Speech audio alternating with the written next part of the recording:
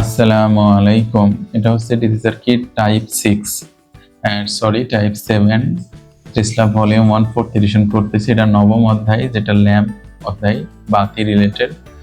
এখানে বলছে একই ভোল্টেজ রেটিং এর কত ওয়াটের বাস 75 ওয়াটের সাথে প্যারালালে সংযোগ করলে বাতিগুলো কার্যকরভাবে জ্বলবে। ওকে, তার মানে ঠিক আগের অঙ্কটা আমাদের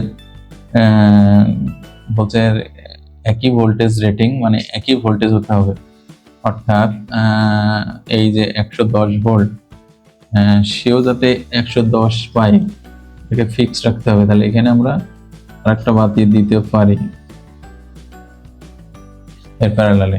এখন বলছে এই বাতির 25 ওয়াট বাতির প্যারালাল 75 ওয়াট বাতির প্যারালালে সংযোগ করলে কত ভোল্টেজ রেটিং, একই ভোল্টেজ রেটিং এর কত ওয়াট, তার মানে এটার ওয়াট চাচ্ছে। অর্থাৎ এখানে যদি আমি আরেকটা বাতি সেট করে দিই,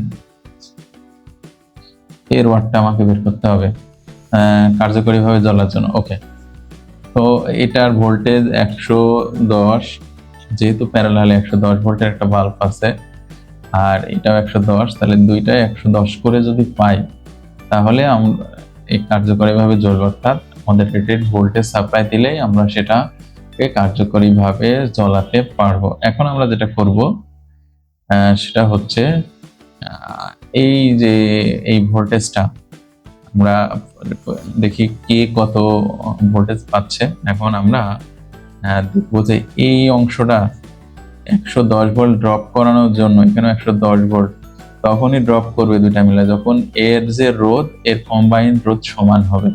তাহলে 100 ওয়াটের বাতের রোধ কত? 121। আর 75 ওয়াটের বাতের রোধ 161.34। এই বাতি এর দুজনের কম্বাইন্ড রোধ যদি এর সমান হয় তাহলে সমান ভোল্টেজ ড্রপ করবে। তাহলে এই 100 ভোল্টেজ সাপ্লাই পাবে, এরা দুজনে 110 ভোল্টেজ সাপ্লাই পাবে, 110, যেহেতু মোট ভোল্টেজ ডাবল। তার মানে আমাকে এই রেজিস্ট্যান্স আর এদের কম্বাইন্ড রেজিস্ট্যান্স সমান করতে হবে।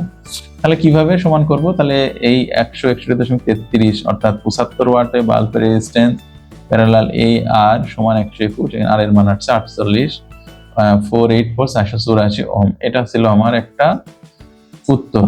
এই যদি আমরা পাই তাহলে আমরা দেখবো এবার কার্যকরভাবে জ্বলতেছে কিনা। তাহলে আমরা আচ্ছা, কত ওয়াট চাইছে, অর্থাৎ